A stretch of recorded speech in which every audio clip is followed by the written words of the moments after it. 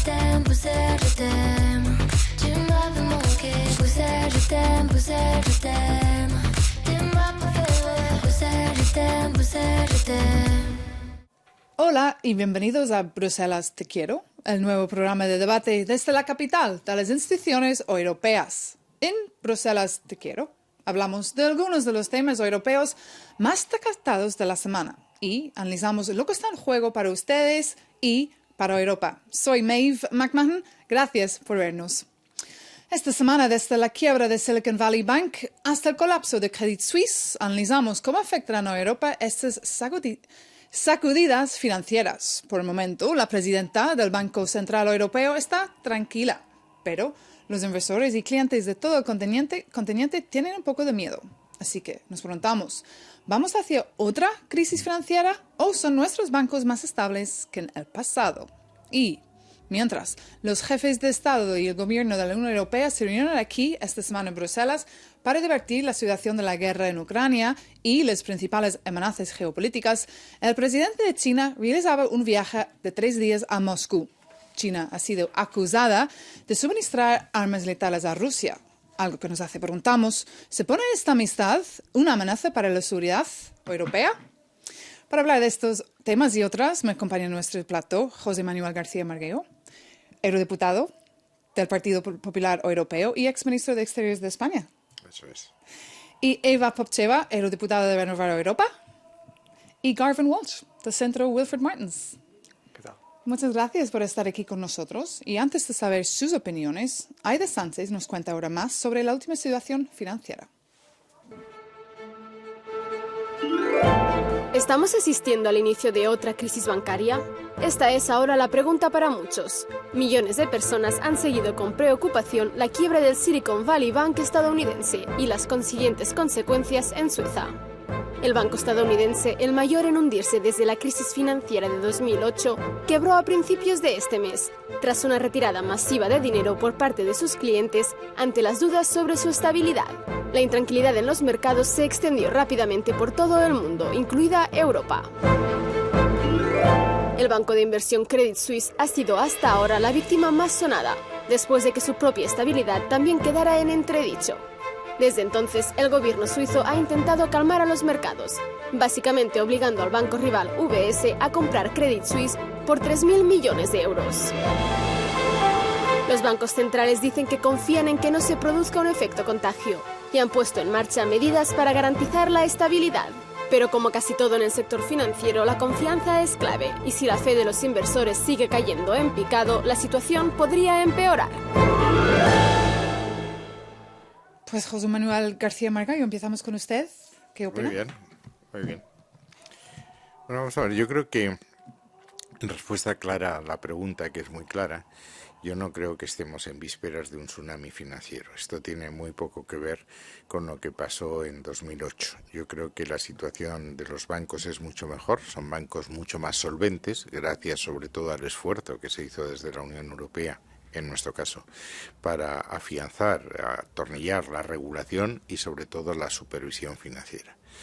Yo creo que lo que ha pasado se explica fundamentalmente la crisis de Silicon Valley Bank por dos cosas.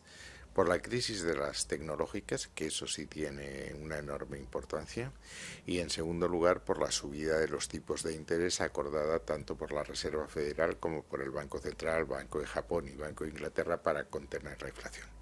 Cuando se suben los tipos de interés, el valor de los bonos baja y, por tanto, el activo está depreciado. Cuando te encuentras con dificultades para hacer frente a las exigencias de liquidez, pues te encuentras con activos que no son convertibles en dinero inmediatamente. Y eso es un poco lo que ha pasado. Okay. ¿Y Eva, su punto de vista? Sí, estoy de acuerdo con lo que acaba de decir José Manuel. Efectivamente, no estamos ante un problema de contagio, ni mucho menos, porque las situaciones son muy, muy distintas. Tal y como comentaba, en Estados Unidos se trata de unos bancos muy específicos, con una base clientelar muy, muy específica. O sea, sus clientes han sido básicamente muchas startups tecnológicas que han recibido muchísimo dinero durante la pandemia. Sabemos que el gobierno estadounidense inyectó en el mercado muchísimo dinero, básicamente gratis. Mucho de este dinero acabó en las startups tecnológicas, que después depositaron este dinero en esta situación en el banco regional, que en este caso es el Silicon Valley Bank, pero también otros muy parecidos. Y después una decisión también de estos bancos, que ahora vemos no es acertada, que invirtieron básicamente en bonos del Tesoro, bonos que parecían muy seguros, ¿no? Pero básicamente estaban a un tipo de interés de 1%, y cuando subió la inflación y por lo tanto los tipos de interés, la rentabilidad de estos fondos pues no eran rentables. Aquí en Europa es muy distinto, porque los activos de nuestros bancos europeos en gran parte están formados, por ejemplo, por préstamos, y estos préstamos también gozan de estos altos tipos de interés que tenemos ahora. Es diferente aquí en Europa. Bueno, Garvin Walsh, ¿cuál es su punto de vista? Es algo bastante similar, pero creo que aunque el problema con Silicon Valley Bank es específicamente relacionado con la economía de startups y la economía de las empresas tecnológicas, en Credit Suisse había un problema específico que tenía que ver con los tipos de interés y la subida de eso, y con una bicicleta financiera que hicieron porque esencialmente compraron bonos a largo plazo y prestaron dinero a corto plazo, como hacen todos los bancos, pero con el subido de los tipos de interés, la variación entre los dos se incrementó, y por tanto Credit Suisse no pudo pagar sus exigencias. Pero en Europa existe un sistema de stress test más fuerte y por eso hay menos riesgo de contagio aquí. Es decir, que hemos aprendido mucho, ¿no?, después de la crisis, que fue, de hecho, muy duro para Europa y sobre todo para España. Pero queremos tener también otro punto de vista fuera de Bruselas, así que nuestro periodista Paul Larocque-Openaud ha hablado con Nicolas Bouzeau. Es un economista francés que ha seguido muy cerca esta crisis. Escuchen. El valor de las acciones de Credit Suisse colapsó la semana pasada y provocó cierta inquietud entre inversores y clientes. El sistema bancario europeo es bastante sólido, está muy regulado, la normativa es muy estricta. La gente tiene que mantener su dinero en el sistema bancario europeo. Los depósitos están asegurados. Sus ahorros no corren peligro alguno. Entonces hemos estado exagerando, quizás, Eva, con todo el drama de la última semana. Yo creo que un poco de exageración sí que ha habido, pero por otra parte está bien de que, y ahora mismo lo que decíamos, ¿no?, que los bancos están también haciendo un stress test. Siempre es mejor pues tener una cierta prudencia en estas situaciones, pero sí, yo realmente no veo ningún tipo de riesgo para nosotros. Tenemos un marco de supervisión y de resolución muy, muy estable después del 2015, que nos asegura además que los contribuyentes al final no pagarían, digamos, los platos rotos, ¿no?, en el sector bancario.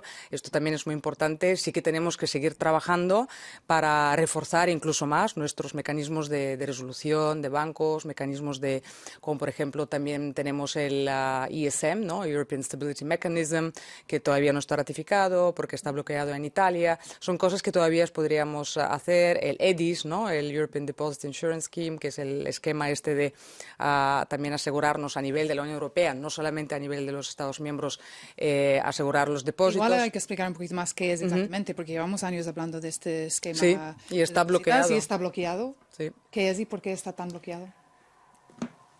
Bueno, en definitiva lo que se trata es de mutualizar los riesgos. Es un esfuerzo de solidaridad. Eso se intentó cuando discutimos el paquete financiero después de la crisis de Lehman Brothers, pero hubo una oposición brutal fundamentalmente por parte de los alemanes. Y eso está bloqueado, y yo creo que hay que dar un paso más. Yo creo que hay que mejorar también los mecanismos de gestión de crisis bancaria y de forma paralela, aunque no tenga relaciones completa con esto, terminar la armonización del mercado de capitales. Yo creo que esas son las tres tareas que esta crisis nos pone encima de la mesa. ¿Y están trabajando en ello, Garvin Walsh? En el Martin Center estamos haciendo algo más con el Banking Union. Tendremos algo que vamos a crear en los próximos 6 o 9 meses, pero todavía está todo está en trabajo. Entonces, sobre todo, este caso es muy vergonzoso para Suiza, ¿no? Todo lo que ha pasado con Credit Suisse, sí, que es un caso particular. Es un caso particular que ellos han tenido y ellos tendrán que mejorar la supervisión bancaria. Y también los americanos, porque ellos no han puesto los sistemas supervisores que tenemos nosotros. Aquí en Europa, especialmente durante la administración de Trump, han retrocedido un poco después de lo que hizo Obama, y entonces hay riesgos acumulados, no solo en Silicon Valley Bank, pero también en otros bancos americanos. De hecho, si me permites, el Silicon Valley Bank fue uno de, digamos, de los que hicieron, por ejemplo, mucho lobby con el gobierno de Estados Unidos para que no haya reglas tan estrictas como las tenemos aquí en la Unión Europea. Así que también la paradoja... Son siempre muy cercanos también, ¿no? Es que si avanzamos un poco más y profundizamos en el tema, lo que demostró la crisis de Lehman Brothers es que la llamada revolución neoconservadora que empezó después de la guerra de Yom Kippur, que era la desregulación, el dar el máximo margen a los gestores de las empresas y en concreto a las entidades financieras, había llegado a su fin.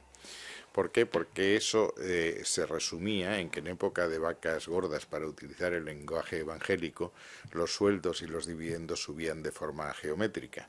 Y cuando llevaban las vacas flacas era el contribuyente el que tenía que pagar. Había un periodista americano que dijo que Joe Pack, el contribuyente, ya estaba harto de pagar por los excesos de los gatos gordos de Wall Street.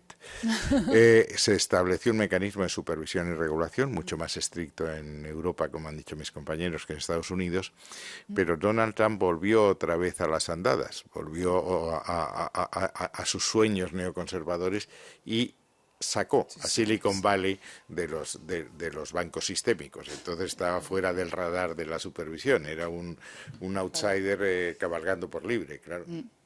Bueno, volviendo aquí a Bruselas, aquí a Europa, los jefes de Estados estuvieron aquí en Bruselas esta semana, presididos, claro, por Charles Michel, el presidente del Consejo Europeo. Y nuestra periodista Effie Costa le ha preguntado hasta qué punto le preocupan las turbulencias bancarias de Credit Suisse. Escuchen.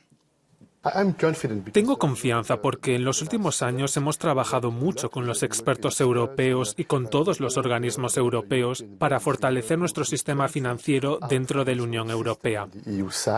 Pero estamos siguiendo lo que está pasando en Suiza y en Estados Unidos muy de cerca. Estoy seguro de que tenemos las herramientas adecuadas para asegurarnos de que la situación se mantiene estable. Pues también Charles Michel bastante tranquilo, ¿no? Sí, y con toda la razón. Yo creo que no es un mensaje de calma lo que estamos dando simplemente por digamos por otras razones, simplemente es así, que tenemos un sistema muy articulado a nivel de la Unión Europea. También es verdad que tenemos, y ahora mismo de hecho estamos negociando una legislación importante que es Basilea III, que es un acuerdo, Basel III, que es un acuerdo importante y que, por ejemplo, aquí en la Unión Europea lo aplicamos a todos los bancos, mientras en Estados Unidos, básicamente, si no me equivoco, se aplica a 14 bancos, los bancos más grandes, y esto explica también un poco la situación con Silicon Valley y también, por su, digamos, falta de capitalización suficiente, etcétera. También me gustaría otra vez insistir en el tema del Credit Suisse, que es un banco que tiene pérdidas millonarias desde hace muchísimo tiempo. O sea, es una situación muy distinta de un banco que no ha tenido estabilidad en los últimos años, ¿no? Y esta semana también hemos visto a Christine Lagarde, la presidenta del Banco Europeo Central. Estuve aquí en Bruselas hablando en el Parlamento Europeo y diciendo que hay que también estar muy tranquilo. Podemos mirar ahí lo que ha dicho que el sector bancario de la eurozona es resistente, con una fuerte posición de capital, y Suiza no marca los estándares aquí en Europa. Eso sí, en Suiza, el Credit Suisse especialmente le han multado fuertemente por varios errores y, no sé si son fraudes, pero errores que han hecho. Y aunque es algo que tenemos aquí en la Unión Europea, por ejemplo, ha habido el fraude de Wirecard en los últimos años en Alemania, pero tenemos un sistema regulador mucho más fuerte que lo tiene en Suiza. Así que la gente puede estar tranquila, ¿no? Hoy en día mirándonos y no pensando en el pasado, que fue muy duro para muchos, sobre todo en Italia, en Grecia y en España. Pero lo que quería preguntar también es, el Banco Central Europeo también aumentó los tipos de interés la semana pasada.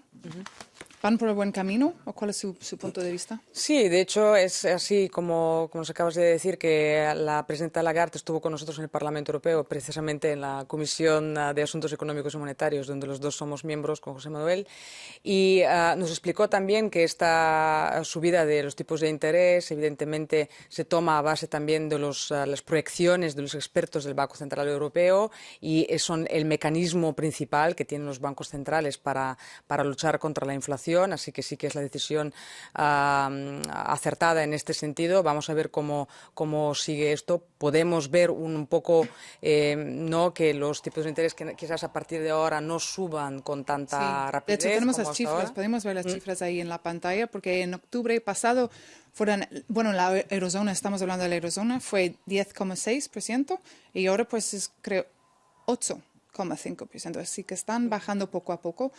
¿Y qué quiere decir todo esto para la economía europea, Gavin Walsh? Bueno, para la eurozona probablemente están en buen tramo para bajar la inflación, volver a la estabilidad financiera, pero hay problemas en la periferia. Por ejemplo, en Polonia y Hungría, allí no están fuera de la eurozona, allí tiene inflación Tenemos las cifras también. Podemos extremadamente ver alta. En Hungría es 25,8% en Hungría, en Letonia 20,1% y luego en Chequia 18,4%. Así que claro, lo que estás diciendo es que es muy grave ahí. Es que hay esencialmente un premio de riesgo fuera de la eurozona, o sea que no tienen tanta confianza en los bancos centrales en los países más periféricos. Es más serio todavía en Hungría, donde tienen menos confianza en el gobierno de Orbán, y hoy él empezó a presionar al jefe del Banco Central húngaro para que no... Aunque un día tendrán que entrar en la zona euro, ¿no? Bueno, si cambia el gobierno en Polonia, hay mayor oportunidad que entren, pero Hungría, el gobierno de Orbán no quiere entrar. No quiere, pero no cree que tiene un opt-out como muchos países, como países como... No, vamos a ver, aquí no hay más opt-in-out que el que tenía Suecia, me parece. El resto no tiene ningún opt-in-out, lo que pasa es que están haciendo lo que les da la gana. Es decir, como una de las condiciones para entrar es que el Banco Central sea independiente, con que no sea independiente ya no estás cumpliendo las condiciones, pero eso es un fraude de ley. Así es. No, efectivamente, tienen la obligación legal, además de entrar en la zona euro, pero también es verdad que en la zona euro pues tenemos unos criterios para que no, digamos, nuevos miembros desestabilicen el sistema, y uno de ellos, por ejemplo, es una inflación baja, controlada, el déficit, la deuda pública, y todos estos criterios Hungría, por ejemplo, no los cumple. Y he visto que en España la tasa de inflación es bastante baja, ¿no? 6. Vamos a ver, yo creo que eso hay que matizarlo. Desde luego es más baja, pero hay dos señales que son muy preocupantes. Uno, que la inflación subyacente, que es la permanente, es decir, eliminas el impacto de alimentos y energía, que son más volátiles, la subyacente por primera vez en mucho tiempo es más alta que la inflación general. Y segundo, hay algo que afecta enormemente a la población, es que la inflación en alimentos se calcula que este año va a estar por encima del 12%, y eso afecta a la cesta de la compra y a las familias que van al mercado todos los días. La inflación en España básicamente se ha conseguido bajar a base del tope al precio del gas, pero es una medida artificial, y es una medida, por ejemplo, que nadie quiere también reconocer, que ha conducido a que el consumo de energía en algunos meses sobre todo se ha disparado. Entonces, claro, se está interfiriendo en la señal del precio de gas, por lo tanto, tampoco son medidas que se pueden sostener a largo plazo. Entonces, tendríamos que ver qué es lo que ocurre cuando este tipo de medidas ya no tienen cabida, también por, digamos, la situación fiscal de un país como el nuestro. Y Gavin, un mensaje para la gente que nos está mirando, que está muy preocupada por la cesta de compras. Claro, pero usted tiene razón, que el precio de la energía es una de las más importantes ahora en nuestra economía, y sí tendremos que tomar más medidas para que se reduzca, y para que usemos menos gas y menos gas caro liquificado, que cuesta bastante más que los otros. Y ahora tenemos que transicionar a una economía que depende menos del gas ruso, pero también menos del otro gas liquefiado, porque ahora China se está volviendo a una economía normal, se va a incrementar la demanda. Volveremos a hablar de chino, pero ya no nos queda más tiempo para este tema, pero quédase con nosotros y nos vemos muy pronto aquí en Euronews y euronews.com.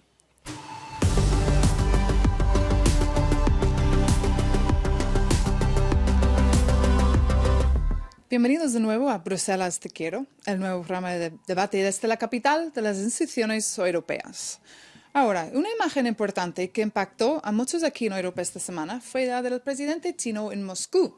Durante su visita, Xi habló de su plan de paz de 12 puntos y su posición imparcial. El avión de Xi abandonó Moscú tras ser despedido por una guardia de honor que interpretó los himnos nacionales ruso y chino. Bueno, ¿qué le ha parecido la visita?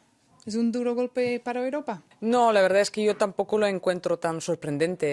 De hecho, en algún momento a mí me pareció que un poco escenificaba la isolación de Putin, que básicamente el único aliado que le queda, es un aliado potente, lo entendemos todo, pero es China. Lo que me preocupa más es que en general China, pues no solamente en cuanto a Rusia y la guerra contra Ucrania, pero también en general está intentando tener un papel de actor diplomático, ¿no? Por ejemplo, también con el papel que ha tenido con Irán y Arabia Saudí, que son rivales tradicionales, y esto es lo que nos tiene que despertar aquí un poco y alertar en la Unión Europea, en Europa en general, que China se está moviendo básicamente en nuestra vecindad aquí y geopolíticamente la Unión Europea básicamente está fuera de muchas de estas zonas, como los Balcanes, por ejemplo, y otros sitios. Tenemos que hacer más, quizás. Pues es que desde el punto de vista chino es que están creando como un grupo de aliados autocráticos, ven que Rusia se siente isolada y entonces los recursos rusos son muy útiles para la expansión económica y política china. Entonces ven que pues se pueden aprovechar de eso y pueden aprovechar la isolación china para, la isolación rusa para incrementar su influencia sobre los rusos y sobre esos mercados de recursos naturales que China necesita para su continuada industrialización. ¿Y José Manuel? 3 puntos, tres telegramas. Primero, la Unión Europea no es un actor relevante en la escena internacional. Nosotros estuvimos implicados con Estados Unidos en Siria. Cuando Estados Unidos se retira, la Unión Europea se retira y el conflicto sirio está siendo lidiado por Irán, Turquía y por Rusia. La Unión Europea no está. Afganistán, no tengo que ser muy largo para demostrar que ha sido Estados Unidos la que ha tomado la decisión de ir y la decisión de retirarse.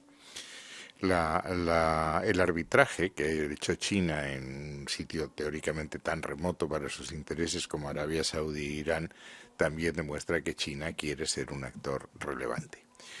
Y eso es muy posible, porque nosotros estamos muy convencidos de que somos los pioneros de una acción internacional, por ejemplo, en la condena a Rusia. Simplemente no es verdad. Las sanciones que se han aplicado a Rusia por la invasión de Ucrania han sido seguidas fuera de lo que es la Alianza Atlántica por Japón, por Corea, por Australia y por Nueva Zelanda. Todo lo que se llama el sur global no ha seguido estas sanciones. Y ese sur global es una de las presas posibles de China con enormes facilidades. Es decir, los chinos no le preguntan a nadie cómo lleva eso de los derechos humanos ni la democracia representativa, se limitan a copar los espacios que están. Y eso tiene un problema, sobre todo para nosotros que somos españoles. En África, la Unión Europea está desapareciendo, es decir, nos hemos retirado de Mali y de Burkina Faso y eso está de alguna manera siendo aprovechado militarmente por Wagner, por los rusos y económicamente por China. Y también en América Latina, incluso en la América Latina, que nosotros también, como españoles, la verdad es que tendríamos que tener un papel muy claro y muy activo, y China ahí también está teniendo un papel realmente preocupante. Pero en América Latina depende un poco del color del gobierno en los varios países. Pero Ahora es que el color es el mismo. Ahora son color es el muchos mismo en gobiernos todos los sitios. Y económicamente, de izquierdas no sé.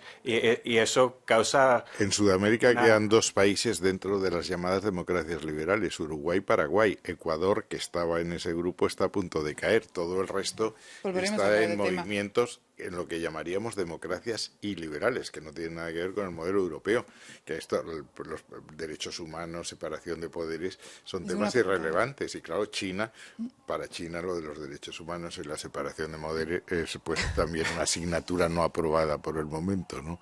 Y esta semana hemos visto al secretario general de la OTAN también presentando su balance anual de la alianza y al ser preguntado por ese viaje a Moscú, ha dicho que no le sorprendió que Putin y Xi tuvieran una visión del mundo similar. Escuchen.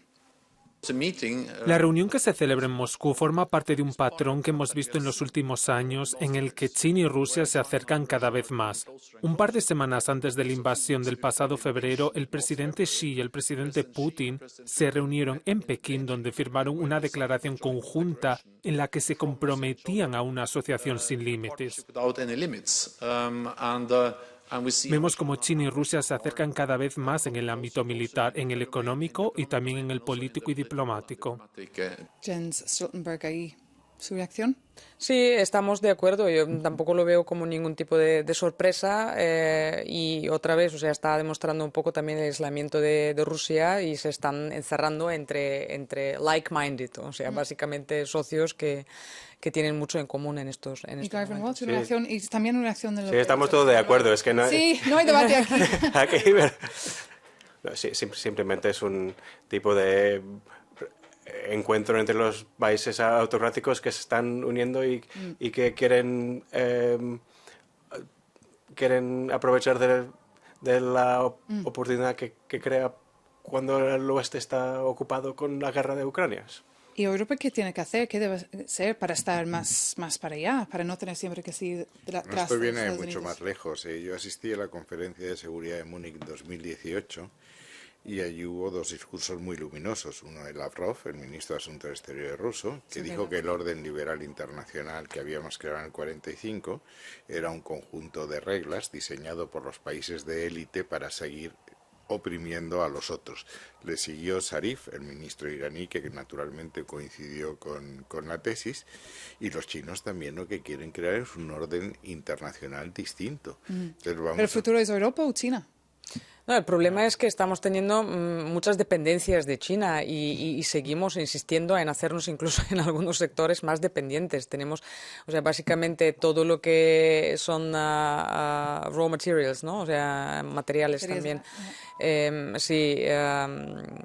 Así siempre hablamos en inglés y al final nos olvidan las terminologías. Y ahora de hecho nuestro idioma. se nos acaba el tiempo. Son materias primeras. Primeras, sí, y raras, ¿no? O sea, tierras Pero raras bueno, que se nos acaba el tiempo. Vale. Perdón, pero muchas gracias a nuestras invitadas por haber compartido sus gracias. opiniones. Y gracias a ustedes por seguirnos. Nos vemos pronto aquí en Euronews y euronews.com.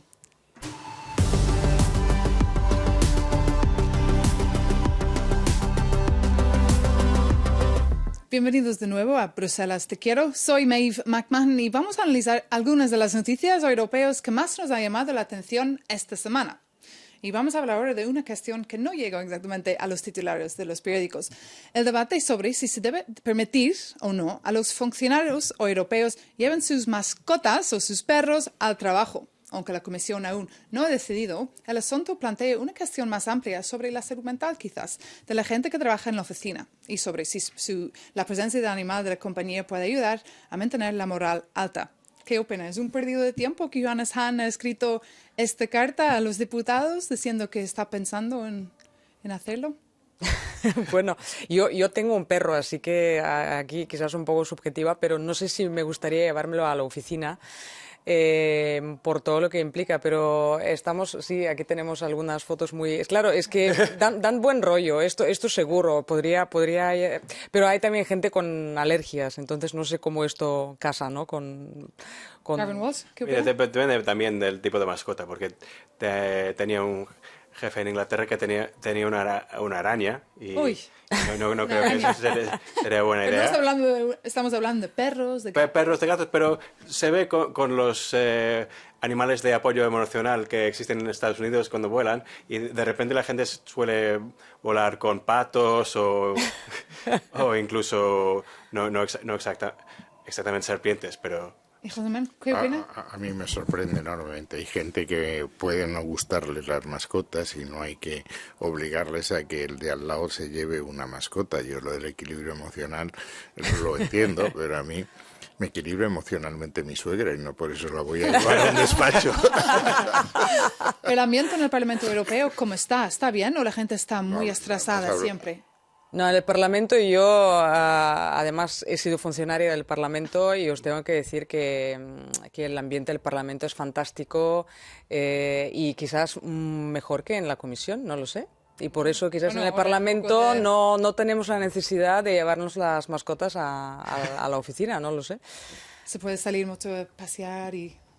No, fíjate, había una definición en España del pulpo que se definía como animal de compañía. Yo no veo a un pulpo paseándose por el despacho, ¿no? A mí la verdad es que me parece una discusión bastante pintoresca, ¿eh? Pero creo que hay que respetar los derechos de los demás. Insisto, hay gente que puede tener alergia, que puede molestarle que haya un perro en la mesa al lado, en fin... Pero Gavin Walsh, una cosa que tampoco está bien, que estamos todos sentados todo el día, ¿no? Delante de un ordenador. No es muy bueno para nosotros, para la salud. Sí, pero puedes levantarte tú mismo, no tienes que tener un perro y pasearlo y depende de la oficina también. Si es un despacho cerrado es una cosa, pero si es un despacho open plan, es bastante... ¿Qué pasa si hay 3-4 perros que están ladrando todo el mundo todo el tiempo? Bueno, pero me imagino en 10 años o en 5 años no vamos a estar todos sentados trabajando como hoy en día. Todo va a cambiar. Yo creo que esta discusión también viene un poco justo lo que estabas comentando, un poco del teletrabajo, ¿no? Es que la gente estuvo teletrabajando bastante tiempo con sus mascotas, con sus niños y está buscando un poco tener estas mismas condiciones ahora en la oficina. La gente no está no preparada de abandonar todas estas ventajas del teletrabajo y se está buscando un poco pero yo también considero que quizás pues no es lo más... Y además, si empezamos así, pues claro, la gente que no tiene mascota pero tiene 3 niños, pues diría, pues yo me los llevo al trabajo a los niños más bien que a la mascota. Casi nunca veo un niño en el Parlamento Europeo. Es muy difícil porque trabajamos mucho, entonces... Y aunque hay muchos que se comportan como niños, Sí, ¿no? mentes infantiles hay muchas, pero... Hay muchos a veces, sobre todo con todo lo que ha pasado este año con el escándalo de la corrupción en el Parlamento. Se ve mucho de... Sí, pero vamos, yo no tengo una opinión formada, pero en principio me costaría mucho aceptar la presencia de mascotas en el Parlamento o en la comisión o en el despacho al lado. Bueno, yo creo que los 4 o 5 diputados que han escrito esta carta van a estar un poco decepcionados, porque claro, yo no creo que van a ir a ningún lado. Pero bueno, muchas gracias y gracias por estar aquí con nosotros y gracias a ustedes por seguirnos. Y nos vemos pronto aquí en Euro News.